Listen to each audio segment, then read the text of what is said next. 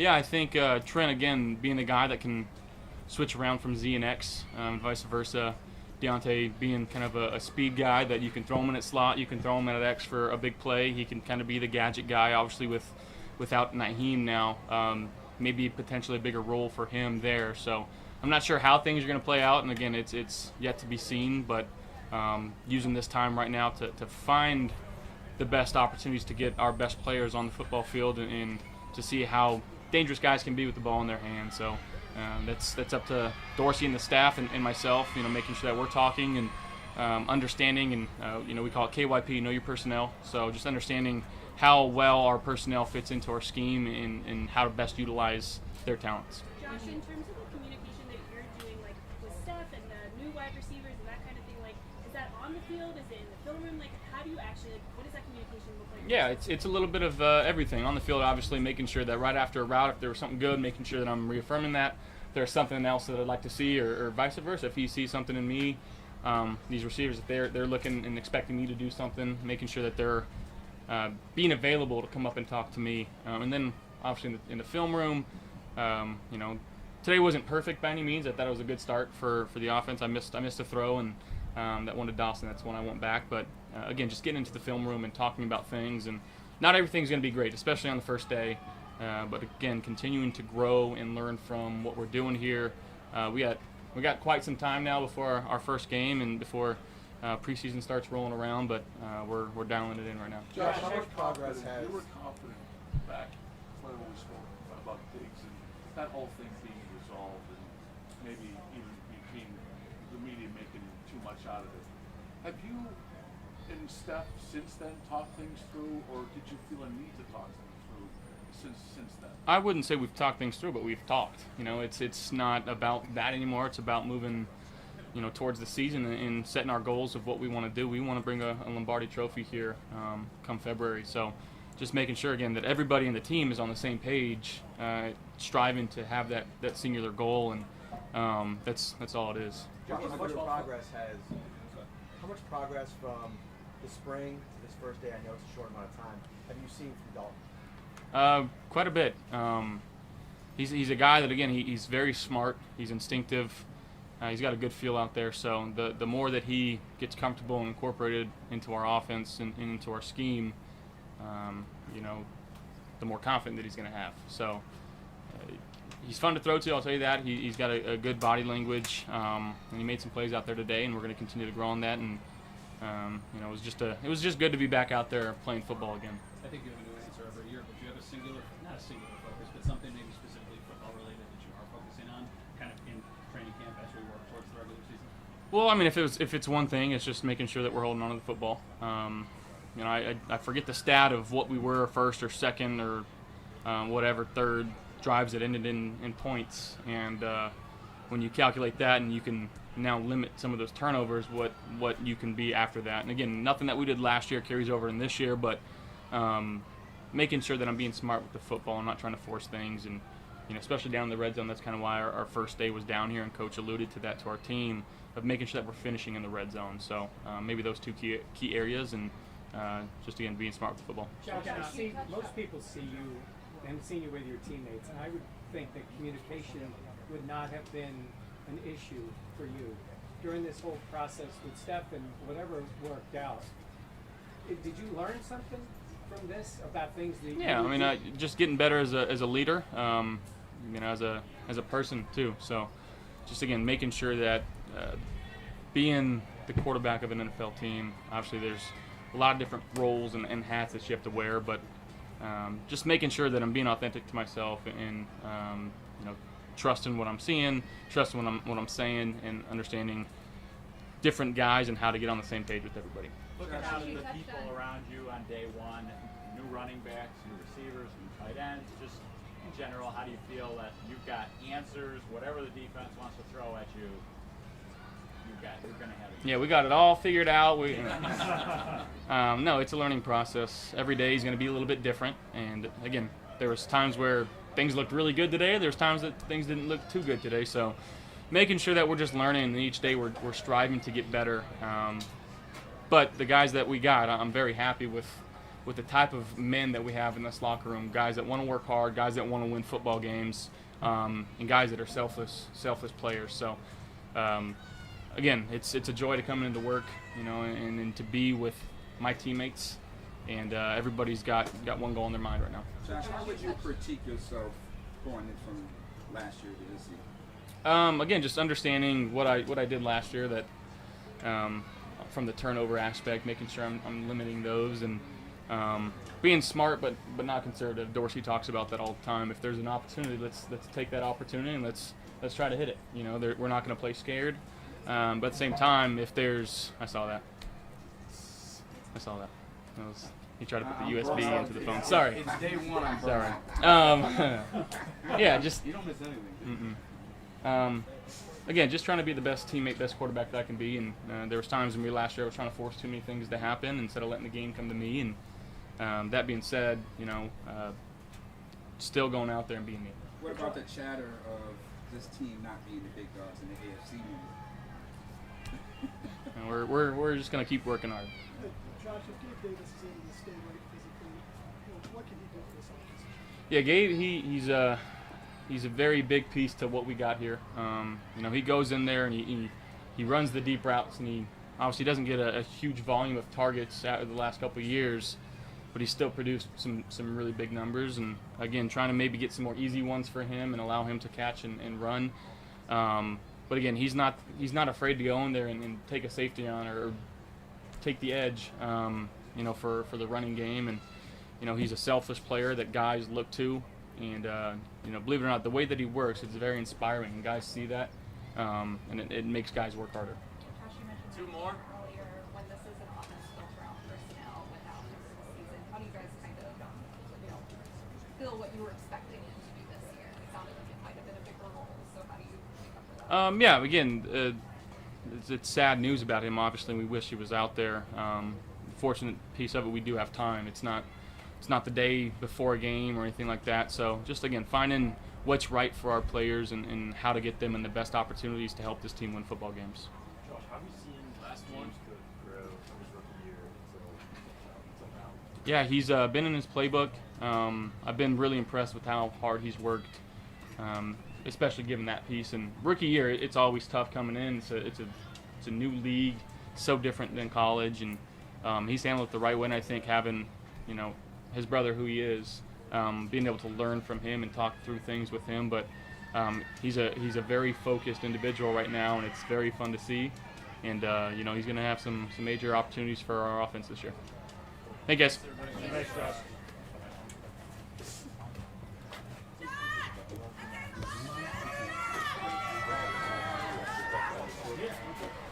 Am I going to be in?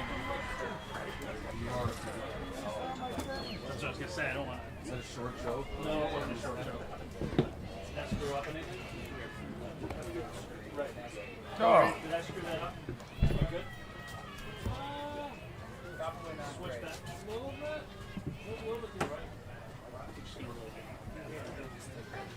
Well, I noticed you with Deion Dawkins there for a little bit, kind of going over what looks like maybe some pass sets with them. Could you kind of tell us what you were going over with him?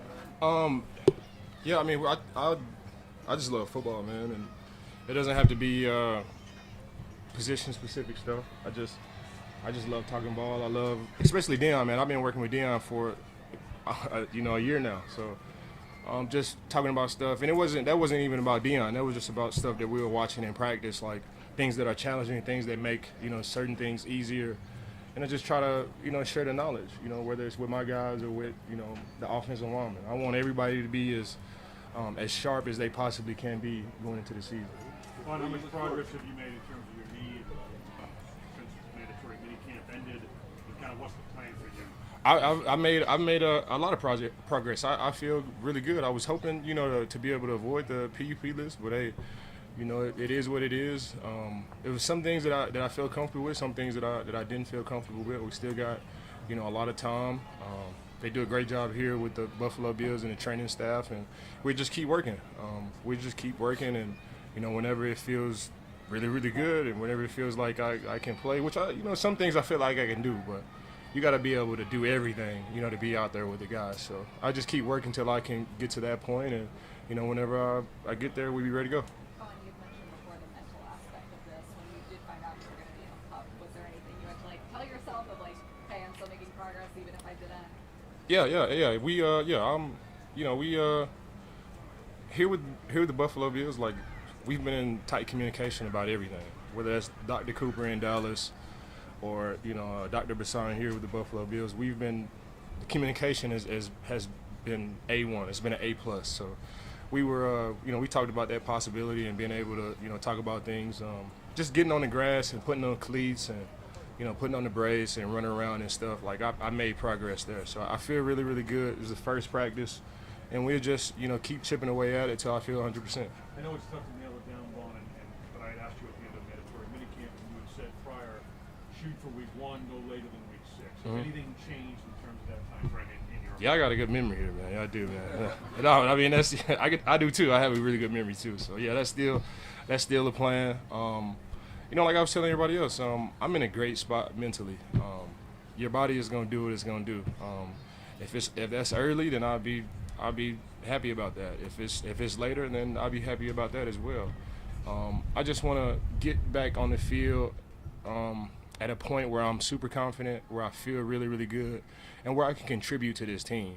It doesn't make any sense to just try to fight to just be out there just to prove a point. Like, I want to be there when it matters. I want to be there, you know, late in the season, you know, big-time playoff games, big-time games in general. And every game during the season is a big game. So, you know, I want to be there for my guys. I don't want to just try to prove a point. So I'm going to just keep chipping away at it, and whenever I feel comfortable, whenever you see me out there, it's time to go. I feel really, really good. What does Malcolm Floyd bring to the team? Leonard? Or Leonard Floyd. Yeah, Flo, man, he is a great player, man. I played with him in LA. He is a really good pass rusher.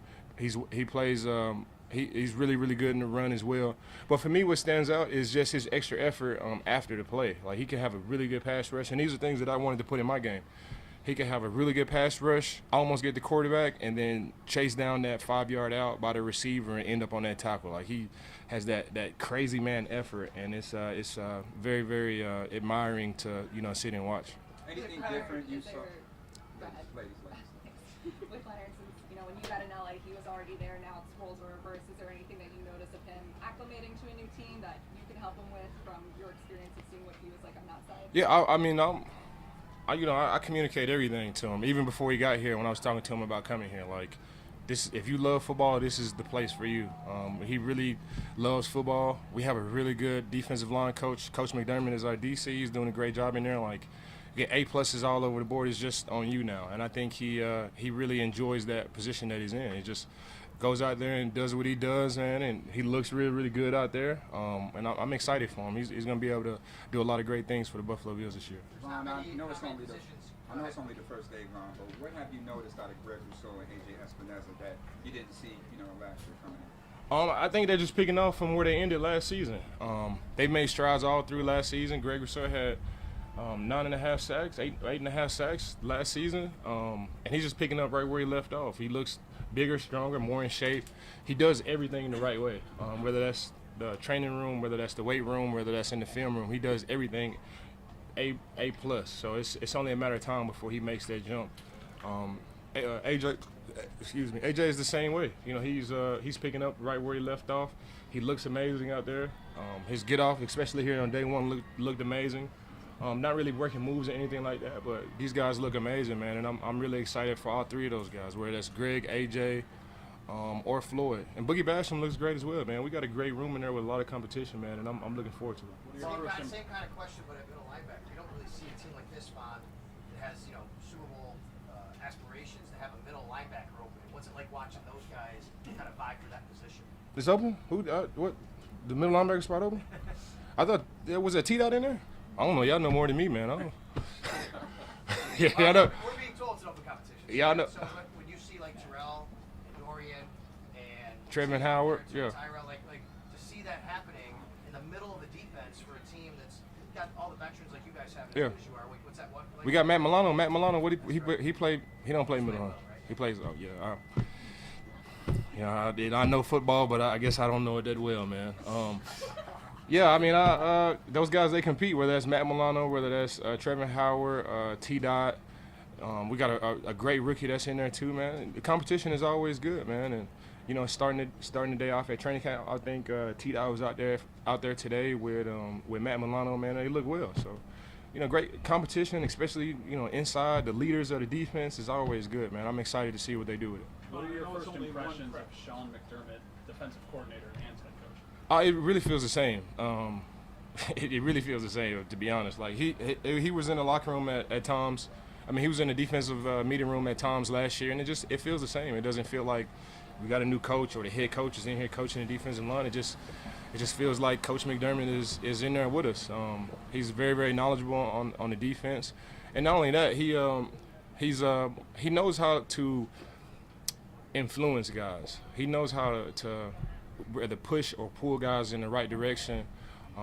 He just has this energy about him that you just want to go out there and you know, play your heart out for him. So you know, Coach McDermott is a great head coach, and he'll be a great defensive coordinator for us as well. How challenging, but along those lines, because you played for Sean McVay, who wore that offensive hat as well, and it pulls a coach in different directions. We talked about that with him earlier, Sean earlier. Your observation on that, on handling the extra load for a head coach. Yeah, I mean, these guys are pros, man. Like, these guys are pros. I think Coach McDermott has been doing this for 50 years, and I'm exaggerating. But, you know, it's not that.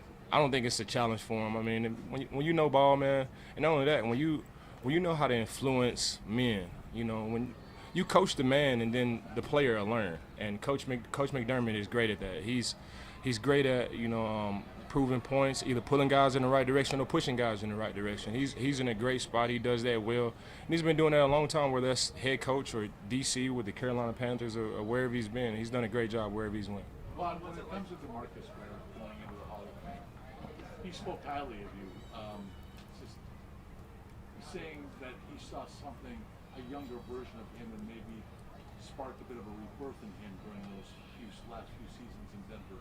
What do you make of who he is and what, you know, him going to the Hall? Man, Coach, I mean, DeMarcus Ware is a Hall of Fame man. He's a Hall of Fame human being, and I think that just bled into his career. He's a Hall of Fame dad. Like, he does everything with passion. He puts his all into everything, whether it's coaching guys, whether it's coming to my pastor summit and teaching guys there, whether that's with his children, whether it's pulling guys to the side and just trying to show them moves or whatever it may be, or talking finances or talking vacations. Like, he really puts his all into everything. And it's a true blessing to really get to know DeMarcus, and it's a blessing for me to be able to call him brother. Like, known him for a very long time. Going into a Hall of Fame is fitting. He was a hell of a player with the Dallas Cowboys. He was a hell of a player with the Denver Broncos. We won a Super Bowl together, and yeah, man, I'm excited for DeMarcus, man. It's fitting, and yeah, I mean, just thinking back on it and reminiscing, man, he's a hell of a guy, man, and you know, I'm looking forward to seeing him go into the Hall of Fame, man. I've been there for Champ Bailey and was there for Peyton Manning, and you know, I think this one hit a little bit harder, seeing, you know, my brother, you know, going to the Hall of Fame as well this year. So I'm happy for him. I'm happy for his family. And it's a blessing for me to be able to witness that and be, you know, a part of that. And it's a blessing for DeMarcus to you know, finally go in, man. I love DeMarcus, and you know, it's dope that he's going into the Hall of Fame. Are you gonna go? Yeah. What? Yes. Yeah. What's it like to see the journey of Shane Ray, seeing him as a rookie, what he's been through the last few years, and now to be out there again with him? Man, it's great, man. I've been knowing Shane for 8 years now. You know, we've been all over the world together. We've been on vacations. We played in Denver Broncos together. We won a Super Bowl together. We've always stayed in contact during 2020, during like the COVID year. Like, we worked out in San Francisco together. We've gotten tattoos together. We've done it all. Like, I don't think blood can make us, you know, any closer. Like, that's my true brother. I've seen him grow up. You know, even coming here, it's like all the things that he learned from being on the Denver Broncos, like, he's just picking up from where he left off there. You know, he's great on the football field. He's very, very knowledgeable now. He's played in Canada. He's played in the league.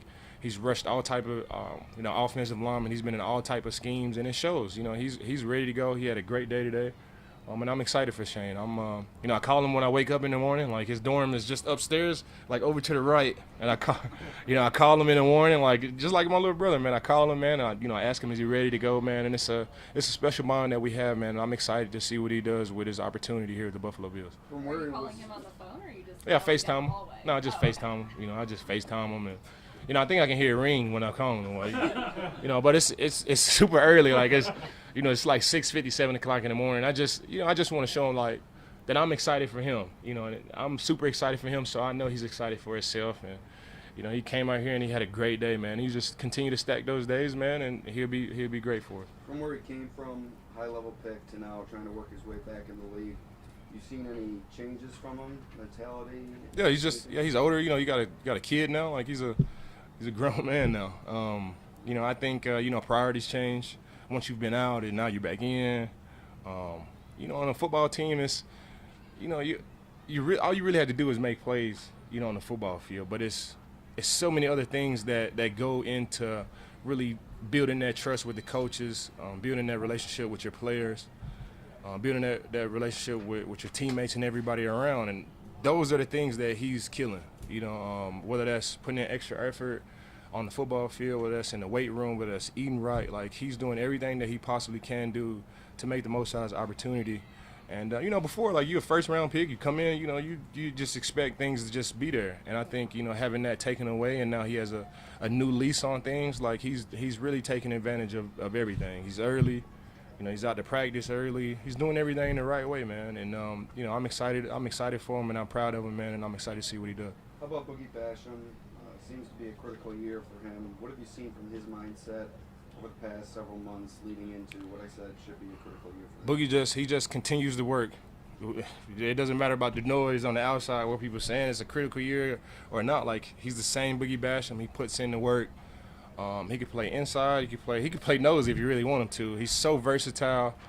He has a plethora of moves. He plays with this intensity that is very contagious, on the football field. And you can't be called Boogie if you can't, boogie on the football field. And that's what he does, man. He really doesn't, pay attention to any of the outside noise. He's first in all the lines, first in all the groups when it comes to working out and doing drills with the D lineman. He does everything the right way. Really, all the guys in that room do everything the right way. And I think we all just follow, our defensive line coach and our defensive line coach assistant, with Marcus West and Coach, Eric Washington. They do a great job leading us, man, and it just bleeds on everybody, whether that's Boogie, Shane, myself, Flo, Greg, AJ, whether it's Shaq or whoever, man. Like, they lead us in a way where they lead us in a way when we go out here, we really don't even have to think about plays or anything. You just go play football, and you really feel like they are committed to our careers, not just, coaching us. So we have a very, very great room, and I think that bleeds off on everybody, whether it's Boogie or anybody. Mentioned norm life and everything. I know that was a little bit of an adjustment for you. Yeah, I mean, I know what to expect now. I came ready. What was it? Yeah, it was toilet paper last year, but I came ready now. I'm ready, man. I ain't homesick no more. I'm ready to be here, man. I got toilet paper. I got soap. I got my little iPad that, I just started watching Stranger Things. Before it was like, I was like, what is this? This little kid series? And you start watching it, and it's like, bro, this is dope, man. Like, so I've been watching Stranger Things, and I can really binge watch that now. So I got my iPad and my headphones and my speaker, and the clothes is different. I'm just wearing golf clothes every day. Like, I'm comfortable here in Rochester, man, for real. I'm ready to go this season in training camp for sure. On a more serious note, I mean, kind of reflecting on maybe what it did last year. What does it do? This place do for this team in terms of bonding or preparation or whatever? That's exactly what it is. You bond with the guys. It spills that spirit, the core, that camaraderie. Everything's for a purpose, and that's what I love about Brandon Beane and Coach McDermott. Everything's for a purpose. You just don't bring guys to Rochester, for any reason. They bring us here so we can bond, so we can become a tight-knit group. And those are the things that you need during the season through the ups and the downs. And I think that showed last year. After we lost that Miami game, like, everybody was still tight and ready to go. Of course it was disappointing to lose it, but I think, the work that we put in here in Rochester, from hanging out to just chilling in the common areas there at the cafeteria, it really helped out during the season. So, you know, I love it here. Like I said, I'm ready to go. I got my toilet paper, my wipes, I got my iPad, bed's nice. Got my little queen size bed in there with my what is it, the pillow top on there, man. Like, yeah, I didn't know if I was in Rochester. I didn't know if I was here at the dorm or I was at the Four Seasons, man. I was feeling good, man, for sure. I don't have any complaints on my dorm room, man. I'm loving Rochester. I know what to expect this year, and I'm loving it here. Thank you, Rochester. I appreciate you guys, man. It's been good. It's been good. You can tell fans to send the mattress packs to that dorm. Yeah, we could use It's good, man. I got everything, man. I appreciate you guys. Appreciate you guys. Thanks, Bob.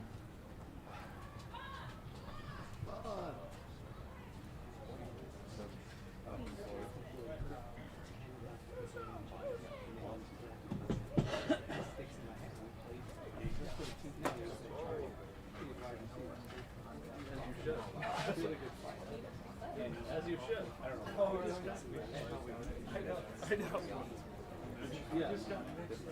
Talk to Sean. Yeah, and then he said, That's something you can but tell they're them. finally going to get a big one.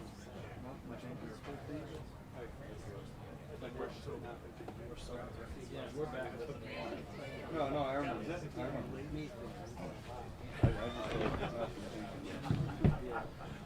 Afternoon. Hello, how are you? Oh.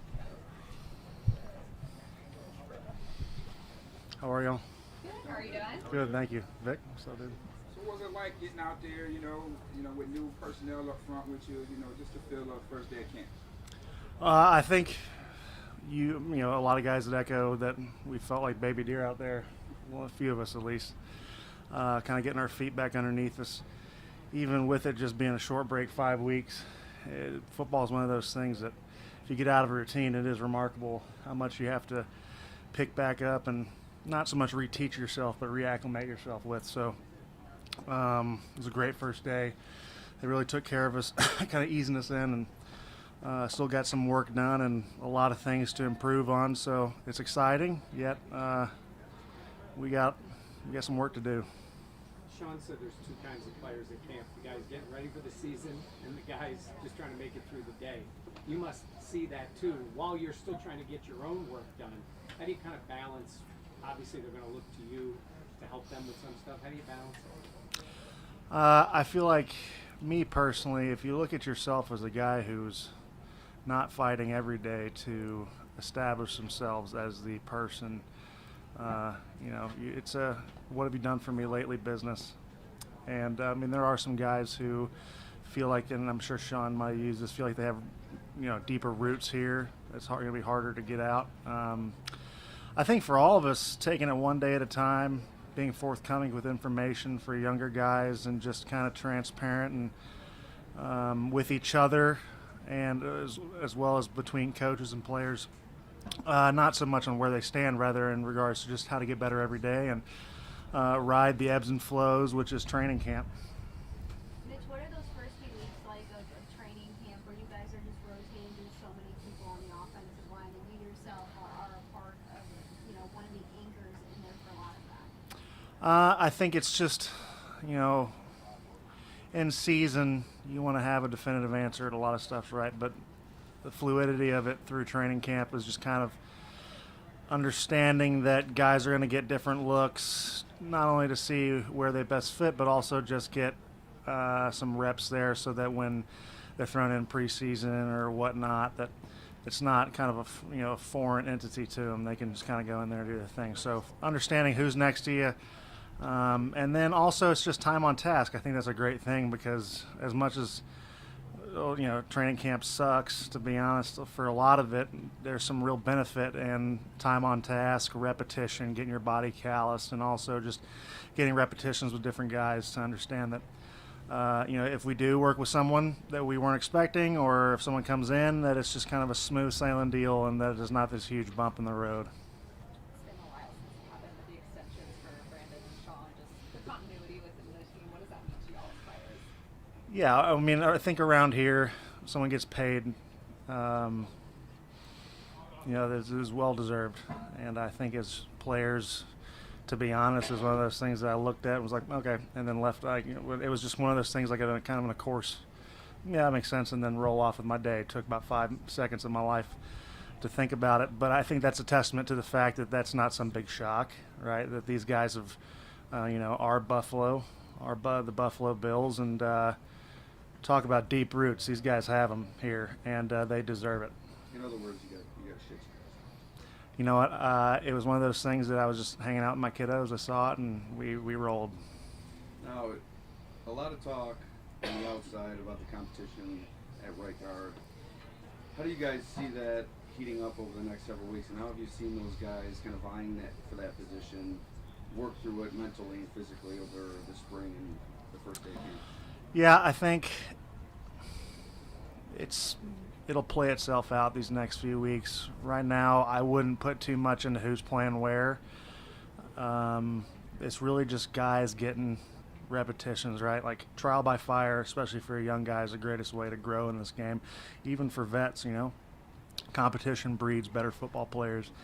And so right now we're just trying to get guys in competitive environments so that they can put their best foot forward, so that when those opportunities present themselves to establish themselves as, that's one of those starting fives, that it's kind of a clear and concise thing rather than some up for grabs deal that doesn't make sense to anyone. On the other side, what do you see in Connor McGovern, and what do you think about he's a veteran, so developing chemistry with him?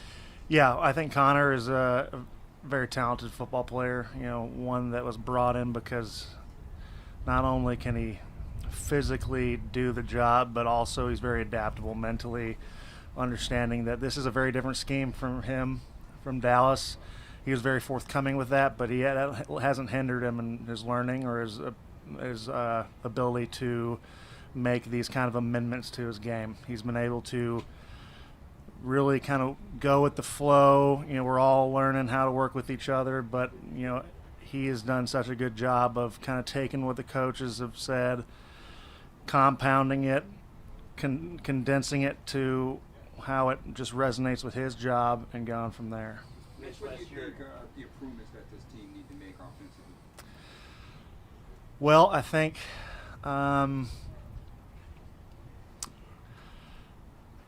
communication is one of those things that is always something that you can continue to grow on no matter how long you've been in the game with someone or been working with someone. I think when you also look at not so much the running the ball more, but people have, they've been, this is a kind of a talking point that I think I heard someone say, and it reigns true, is that when we do run, we have to make it count. And we have to sprinkle it in, and we have to be efficient with our runs to kind of correlate or complement our pass game. So, and then when it's a passing down and we know the blitz is coming, pick it up and kind of give Josh some time to not run for his life every so often. Mitch, last year against the Rams, I think the 5 you had out there, you maybe only got about a week's worth of practice together before that game. You talked about identifying those 5. How important is it to try to do that as soon as possible so you can get as much work together as possible? It's a double-edged sword because you want to give guys opportunities to prove themselves as the top 5, but you also want to, once you establish that, get those guys working. I think that's why it's so important to, in training camp, plug and play different dudes at different positions. And I think the job for you guys is to not read into that too much until who's out there week 1. Guys getting reps in training camp or guys getting reps in preseason. There's a method to the madness. It's very calculated, and when those 5 are established, we'll make sure to get the work done, and it won't be the first time we've all worked together. Rich, not to get too far into detail on this, but did you find the teams did play you guys a little different as the season went on? They got a little more familiar with Ken on film as the way he calls plays, because Josh has spoken even about maybe the second half of the year didn't go so smoothly. Is that maybe why? Did you see some of that? Sal, it's a good question. I don't know. I think that there's some of that in every team, right? Tendencies, it's such a big thing is breaking those tendencies, and also adjusting your game plan and seeing what what's been working well for certain teams. When you play teams later in the season, you have kind of an understanding of their identity.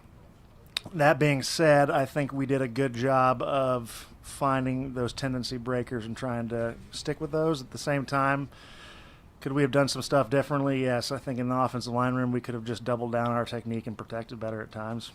As simple as that. I'm not going to point the fingers except ourselves. You mentioned communication is something you need to improve offensively. With so many members of the offense being together for so long, is that maybe a higher level of concern this year, communication, or are you mentioning that just as something that's a concern every year? It's a concern every year. Good question. I think it's something that evolves every year. Whether it just be changes and little nuances in the offense or just kind of self-scouting, not in the professional sense through the team, but through yourselves and kind of not mitigating, but kind of working that between players and understanding like this is something that I can do to kind of abbreviate the time or to, trying to get something going. So it's an ever-evolving thing that you have to fix every year. There's your cue. There, Diggs? Oh, yeah. Get out of here, pal. Thank you. Yeah, you bet.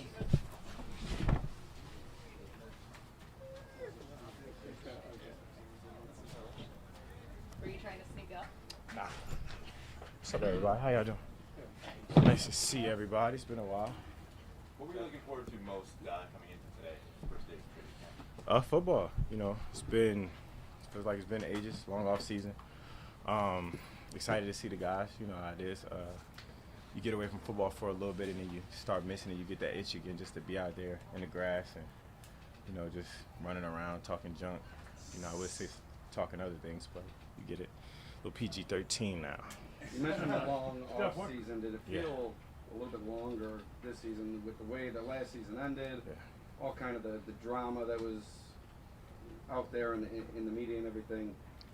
What did you feel that the off season went a little bit longer than typically? No, it was short.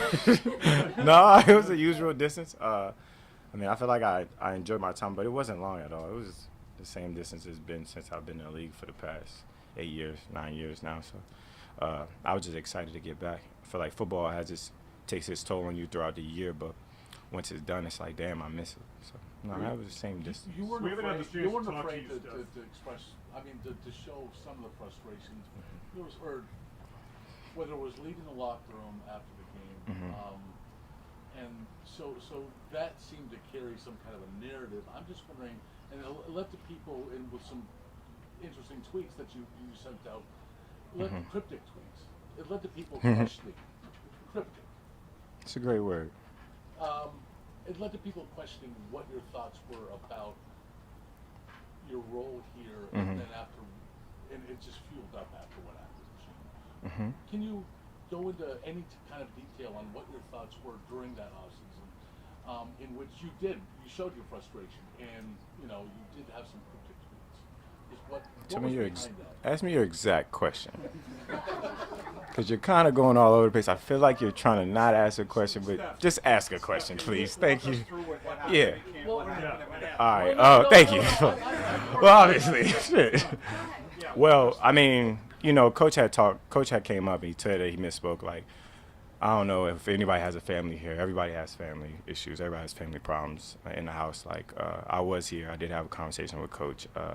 And I like to keep things in-house. You know what I'm saying? Like, as a player in this, I've been in the league. I'm going on my 9th year right now. You know what I'm saying? I got more football behind me than I do in front of me.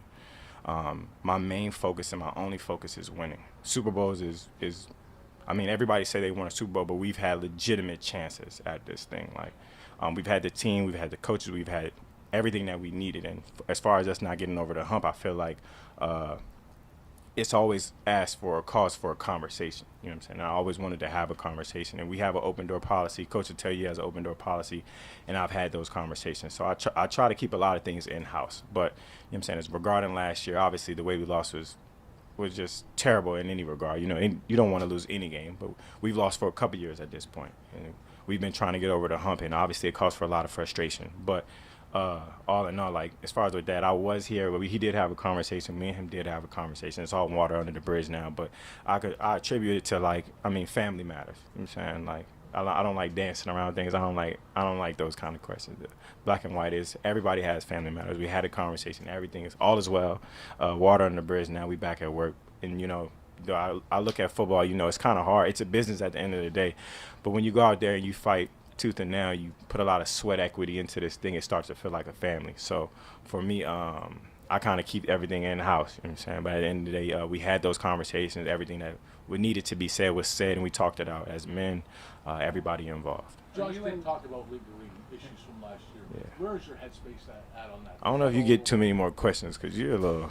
Well, no. Questions aren't as. I'm kidding. I'm only kidding. I'm only kidding. Go ahead. No, he talked about lingering issues, frustrations from last year, whether it's your role in the offense or having more say in the offense. Yeah, that is insane. Like for me, like even. Josh said that. Yeah, I'm just saying, like, for me to just want more say in the offense is crazy because I play receiver. You know what I'm saying? Like, I don't care what play is called. You know what I'm saying? I can't get up here and say, call this. Like, it's a lot of outlandish, obvious things where people were throwing out there or people were saying, like, as far as, like my role, like, I've been a captain on this team for 3 years. There's no question about my role and who I am as a player, how hard I work. Like, those things never had question marks. And you can't say the same thing for a lot of people in the league. Like, as a player, who I am and what I am has always been represented. And what I do on a consistent basis, how hard I work, you can see it. And my teammates speak highly about me in that regard, especially considering I've been a captain damn near since I got here. So as far as like me wanting to say so on the play call, like that is insane to me. Just because like I couldn't call a play to save my life. Like I couldn't call a game to save my life. Like be for real. Steph, are you and Josh good?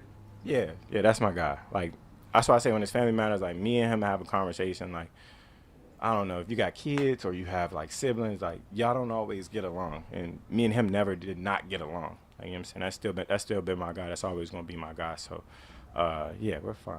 Stephon, why did it seem to take until mini camp for those conversations to be had and all this get hashed out? You know, such that's so long off season that he was talking about earlier. So, I mean, I feel like it's a lot of time, and I mean, what do people do with out of time? Out of time gives you a lot of time to think about things, and regarding at the end of the game or how things happen with the game, you can kind of like start mustering up like however you feel about it from your point of view or from your standpoint. And that's what it's made for. The off season is made for people to talk, and it's not a lot of football going on, so let's talk about things that's going on outside of football or how the season ended or this. So for me, I just feel like it's such a long off season, so it took a little while.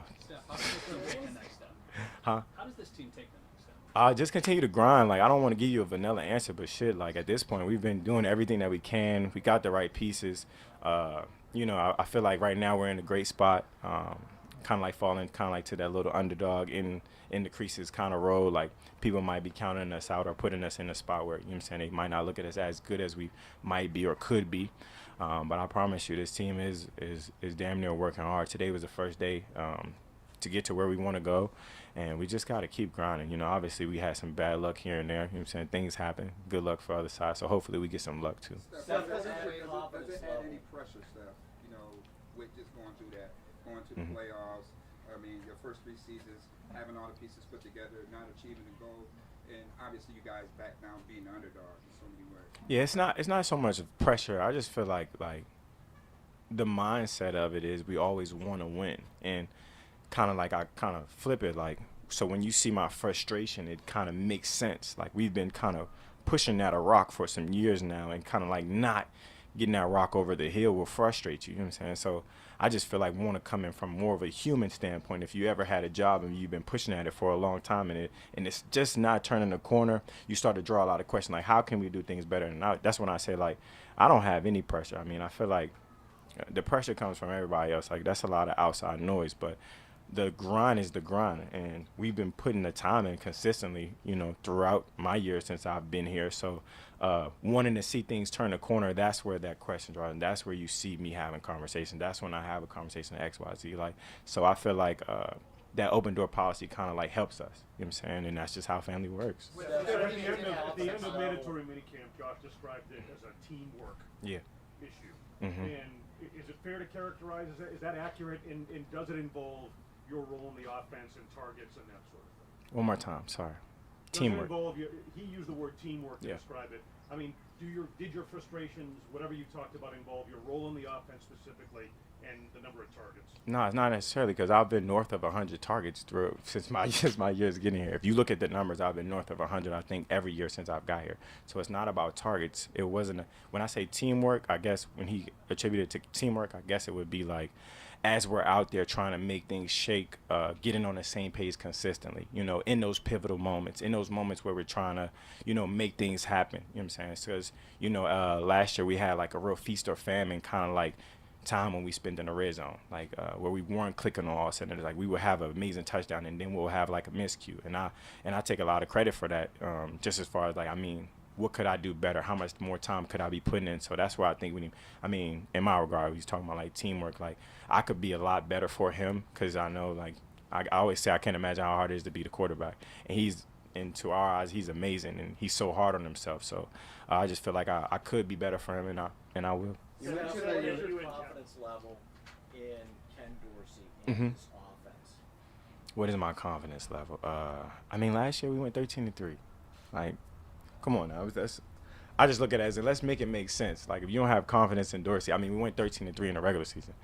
And that's not easy to do for a first-year OC. He had a little bit of talent here at the quarterback position and some help. But 13-3 isn't hard, especially coming from the offense that we had previously with Dayball and everything. He had a lot of success with us. So my confidence level is high. I just feel like those couple games that we did lose, we lost by like one or two miscues. You know what I'm saying? So for a first-time OC, and I feel like he does everything that he can to put us in a position to win. And I love him. As far as like you seen him a little bit last year get a little wild in the booth, and from that standpoint, I feel like I love it. I feel like going into the second year, I hope it happens again. Seth, because of the way everything happened, I think there was also some people question if you wanted to be a Buffalo Bill going forward. Is that also outlandish or?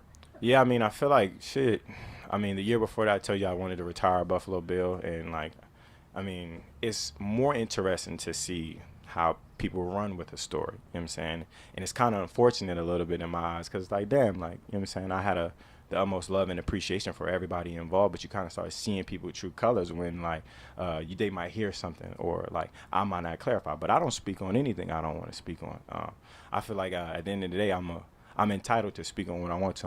I'm an adult, you know what I'm saying? Like, even like with my kids, like I feel like, at one point you'll say I don't have to explain myself, you know what I'm saying? But for the people that support me and the people that love me, I'm always have the utmost appreciation for. But, kind of like in the smear campaign, it's never winning with me. You know what I'm saying? You still want to retire a Buffalo Bill? 100%, sir. If that's, sorry, I didn't answer your question. Yeah. Yeah, there we go. I got you. So what are your thoughts on Dalton Kincaid and the expectations of Gabe Davis ascending? Yeah. From what I've seen from the young kid, he's pretty good.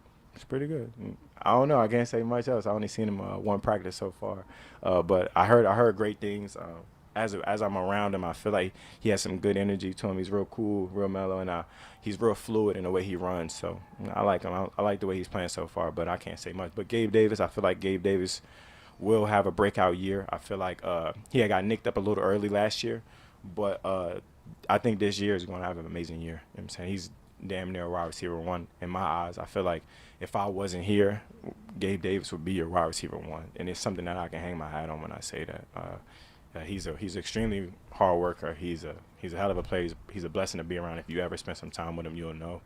And I'm looking forward to this season from Gabe Davis. Steph, you mentioned earlier being on the same page with Josh. Do you feel like you're on the same page with Sean right now as well? Yeah, 100%. I also feel like I'm not a corner or a DB. It's not like I gotta, like kind of get some play calls from him. But from a standpoint of a head coach, I have the utmost respect for him. You know what I'm saying? He's a guy that you can always have an open door policy where you can have a conversation with as a man more importantly than just football. So, I feel like we're on the same page and moving forward. That's why I said, like, it's all water under the bridge. Like, I know y'all haven't spent too much time with me this offseason, and I missed you guys too, but, you know what I'm saying? You know what I'm saying? But all is well in the Mafia household. Obviously made the most of that offseason. Your camp, France, everything. Yeah. If you want us to all come to France next year, we can. Y'all can hang out, man. That'd be great. But what if that was most refreshing? Like, what if that maybe helped you reset for a season and you know how much of a grind it is as soon as you get back here? Yeah, just spending that time away. It's crazy because as much as I spend the time away, I fly my trainer out there, so I still train. So in the back of my mind, I get up in the morning, got to get the grind in. But after the grind is over, the world's your playground, I guess. But for me, it's like this. Damn, like people kind of saw me over there, and they kind of, I guess, they would start questioning my work ethic and my love for the game, and if I wanted to do it. And I was like, this, damn, like y'all see me for damn near a decade. You know what I'm saying? Dedicate my life to football. And I haven't stopped. You know what I'm saying? I won't stop. I've been the same guy. I'm going to stay the same guy. And I just, you know what I'm saying, the consistency level of it, But I am getting older. And when I say that, I got more football behind me than I do in front of me. So as I mature and I become an adult, I kind of got to shift my focus a little bit at times, you know what I'm saying? But all while still grinding, keeping the main thing the main thing. Josh has talked about that. Josh has talked about the window. Mm-hmm. That he feels that whatever the new focus and determination that he has, that Yeah. the window is open. Yeah. But it closes It pretty gets a little quick. tight. Nah, it gets a little tight. Yeah. So I mean, do you feel that urgency too? Is that maybe Yeah. where some of it comes from in you that leads to situations? 100%. I also was on a team that had a window just like that. You know what I'm saying? Like when I was in Minnesota, we had a real window. We had #1 defense. We had a good offense, a good offensive scheme as well, great coaches. And we had a great year. We had an okay year. We had a good year. We had an okay year. So seeing that window, and this is a way different team than that team. You know what I'm saying? So I kind of like, that's where kind of like some of the frustration could come from. Like, I've been here before. You know what I'm saying? I've been in the NFC Championship. I've been in the AFC Championship at this point. Obviously, I want to take those next step and get in there. It's one thing. If I could just follow up with one thing. I got you. You mentioned the way people run with a story or whatever. Yeah. One of the narratives that came up were like, oh, here we go. Yeah. This happened in Minnesota. Yeah. Is it happening here? Is history repeating itself? I feel like it's a scapegoat, and when by that I mean that's an easy way to think about it. It's easily to say like, oh, it might be the same thing. Well, what is the same thing? What happened in Minnesota? That is the same thing. Outside looking in, you know what I'm saying? That's the picture you got. As far as like what happened there, like nobody really had no story. I never spoke on that either. You know what I'm saying? Like, it's easy to use that in this day and age of football or this time zone. This is not the 80s and the 70s. We live in a very, very different time zone of, not only people speaking up or having opinions or having wherewithal of what they want from their lives. You know what I'm saying?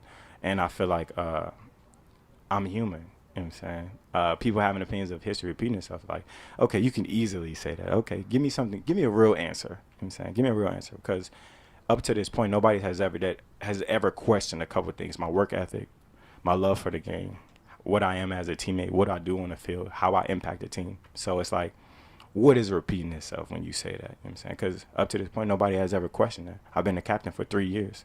Tell me what's the repeating itself part. I would say to you the perception was that you essentially forced that trade from Yeah. Minnesota, and the concern was you would try to do the same thing.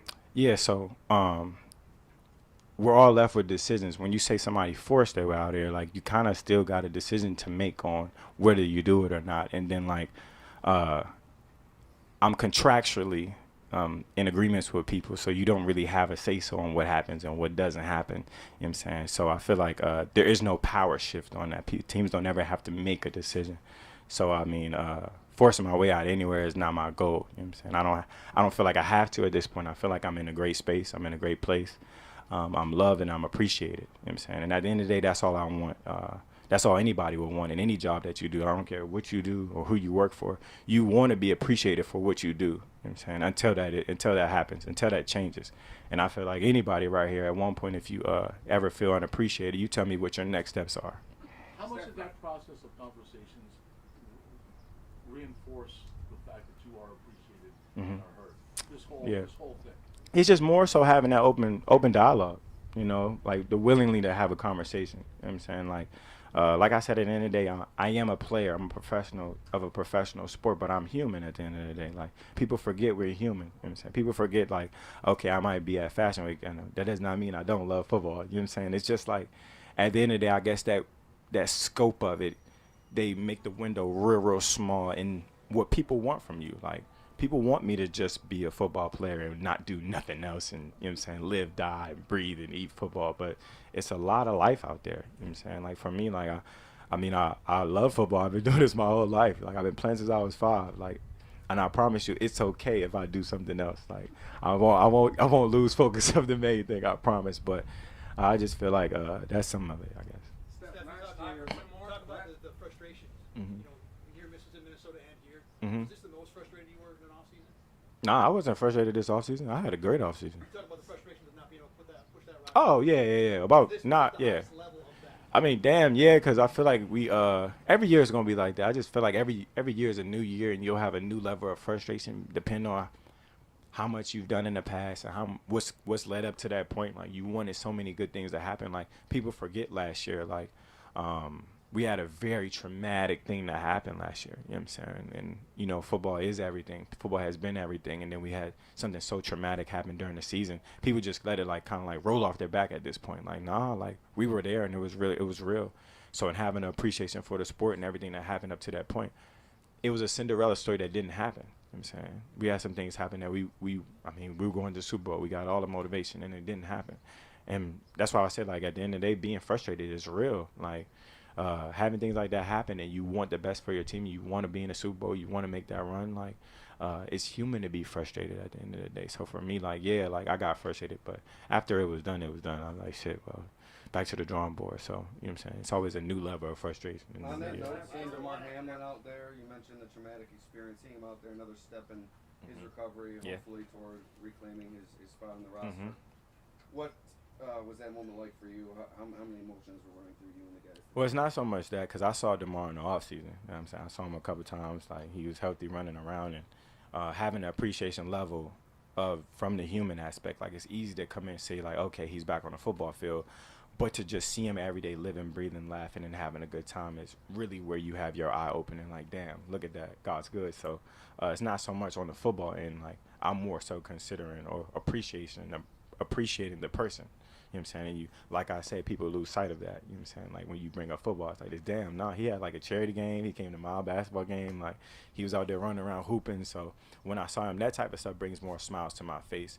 But I'll have like a little extra smile if he gets back to doing what he loves to do at a very high level. Of course, I'm going to be one of the main people cheering for him. But from the human standpoint, I'm just happy the guy's alive. How cool was it to see your brother get paid? Oh, man, Honey Bun Club. I'm not going to say it, but he could buy me something.